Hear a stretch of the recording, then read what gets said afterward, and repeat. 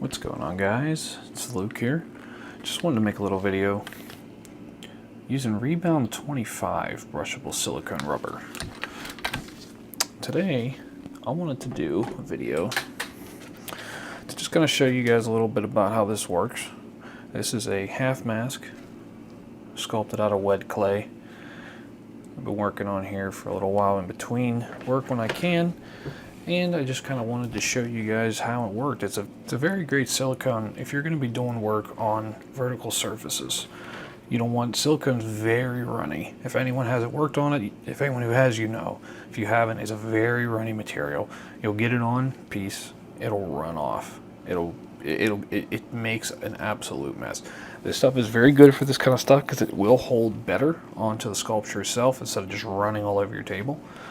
And this will come in even better when we get into using this here, this Thivex in a bit. We'll use this for subsequent coats, thicken it up. You can put thicker layers on, get it to your proper thickness quicker. Okay, so this is again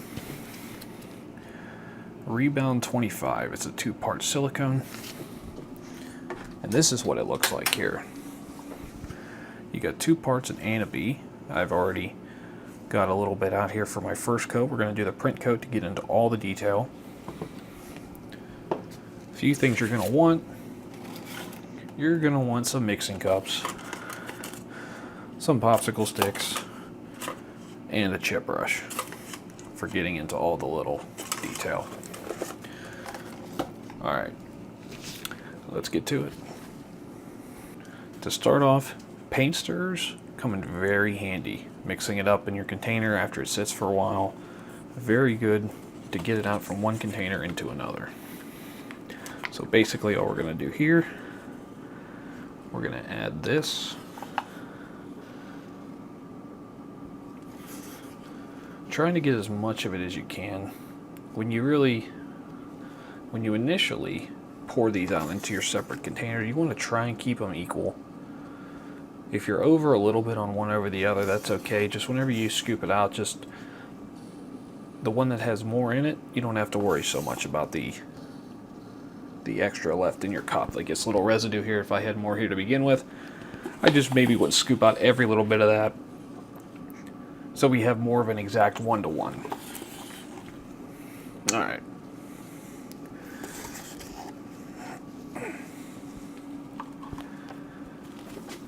Alright, now that we got these two mixed in here, added together I should say, we're going to use our big stick here, we're going to mix them.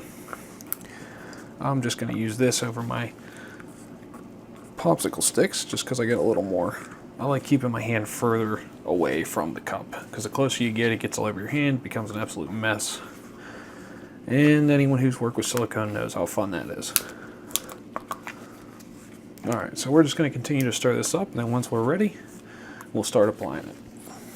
Also, one other thing, whenever you're mixing this stuff, guys, make sure you're really getting into the sides. Scrape your sides.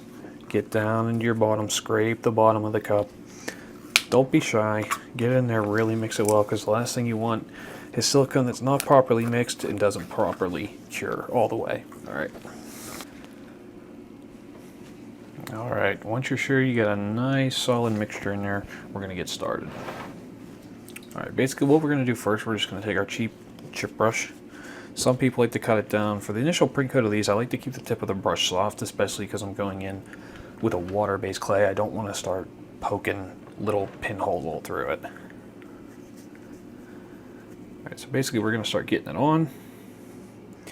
And I like to do kind of a little rub in these areas here. I got a lot of long lines. So basically I'm just going to kind of start laying it on and go in different directions with it. Really making sure you're getting it into all of the detail. I got some very thin lines here, so I'm going to do it very lightly, make sure I really get everything on there.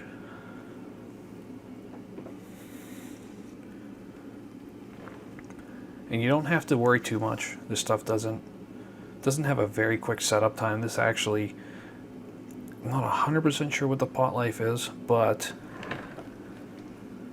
I know you have a lot of working time.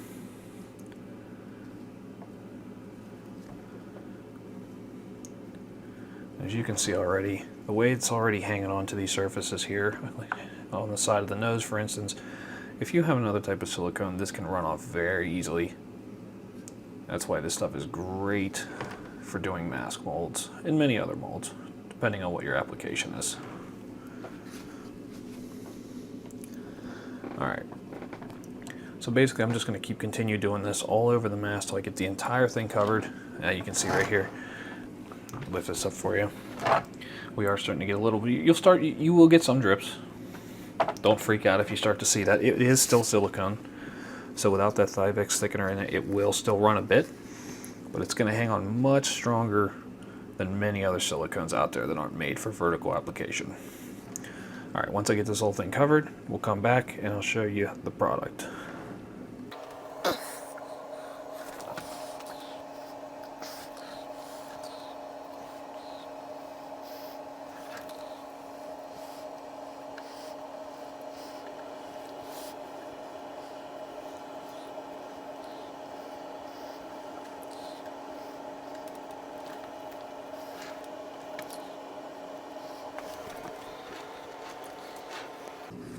Another thing, guys, that I just thought of, when you're doing pieces, if you're new to molding, if you're seasoned, you understand. If you're new to molding, though, everybody says this, but you have to be aware of undercuts, especially when you're using rigid molds on a rigid bust or sculpture, whatever the case is. So basically, for anyone who doesn't know, an absolute basic, an undercut's anywhere. Or if I'm looking down at this sculpture, if the sculpture cuts under, if I had a rigid mold on here, it would lock around and you couldn't lift that off. Okay, so that's something you have to pay attention to. Not so much when you're doing these types of silicone molds. Still good to be aware, but not as big of an issue because you're going to be building on multiple layers of this. So for instance, on this one, I have an undercut right here. The mold comes around and then down under just a little bit, so it's going to catch on there. But since it's rubber, when I go to pull this thing off, it's just going to peel right over that. And I'm going to have more layers on top.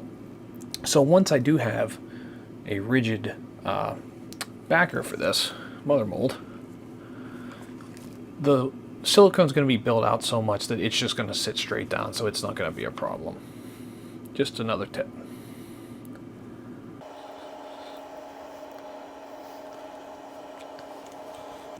Also, always, when you're doing this stuff, not as bad, just keep in mind, look for air bubbles. If especially in areas like the eyes, I have a little area underneath the nose here that's kind of recessed. Look in there, poke with your brush, make sure you're popping any air bubbles that might get in there.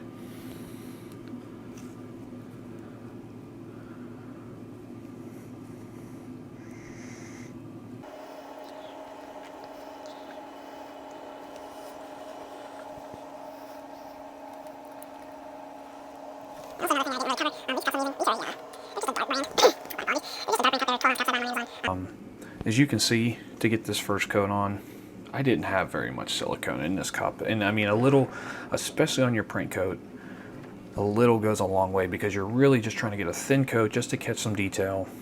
Not building up strength yet. We just need to go and get as many detail spots as we can so that when our other pieces go on, everything comes out good. This is the most important coat you're going to have. This is what you're going to be casting out of, essentially, is this layer. So take your time with it, do good, and enjoy. Okay.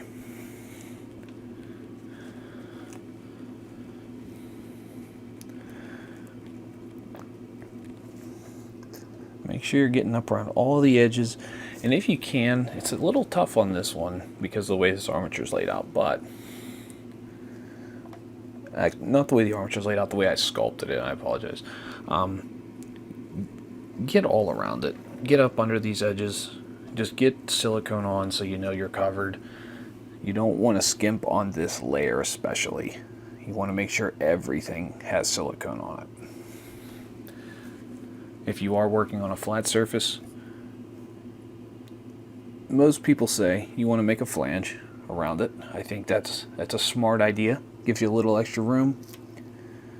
Gives you a little something to hold on to once you actually remove it from the piece. So I will actually be making a flange onto the armature itself.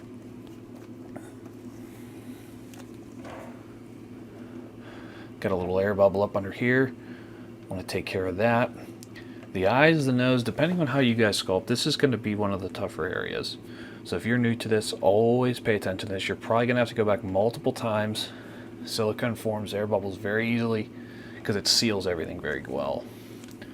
Basically, just like plaster, you're going to be creating a vacuum between the clay and your silicone.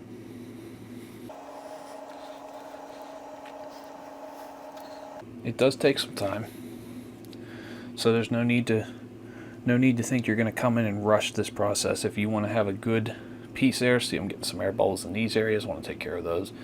It's going to take some time, guys. So allow yourself some time, especially with this stuff. If you want to get a good solid 4 layers on, you know, give you a real strong mold, you're going to be at it for a few hours. It's just part of just how it is. You got to learn to love the process.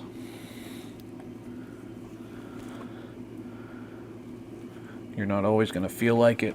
I know if you're a sculptor and you're watching this, whether you're seasoned or whether you're new, your least favorite thing is probably molding. I've been doing this for a few years. It's still my least favorite part, whether it's plaster molds. Silicone molds are actually more bearable to me, even though they take much longer. Plaster's just, I can do it, I don't enjoy it. It's very messy, extremely messy.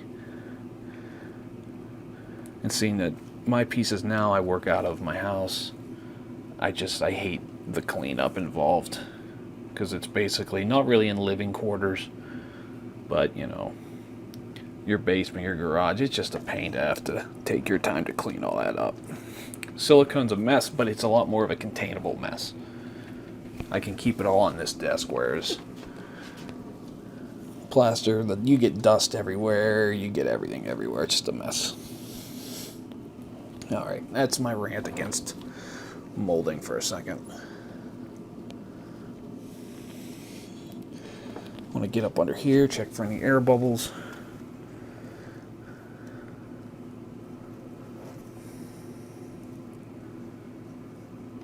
Alright, like I said, I'm going to keep going around here. I'm going to build up a flange. Kind of everything here. See, I do got some air bubbles in there, so I'm going to kind of fill that in. Let the silicone kind of run in.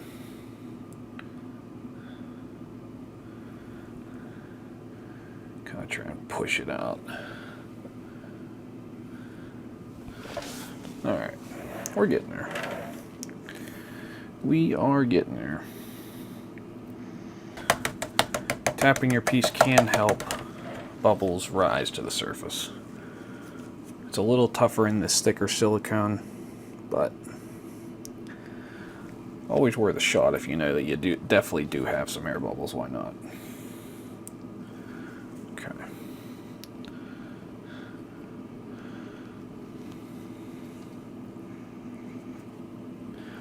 Well, I'm almost out of silicone here, so I'm just kind of going to go around, thicken it up in certain areas, kind of fill in some of these gap areas now that are going to get filled in over the next few layers.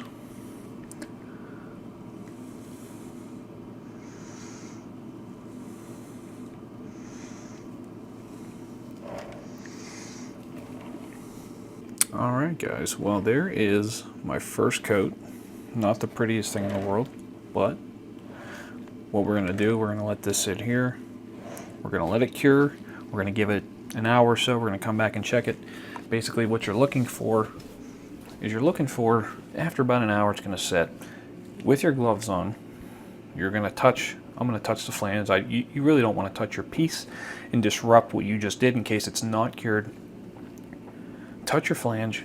If you can pull it off, if it's tacky, you're good. You can start your second coat. If you touch it and you see it on your glove, no good. Let it sit a little longer. Give it more time to cure. Like I said, don't rush this process. It takes time. Let it go and do its thing. Alright, we'll be back when this is cured for second coat.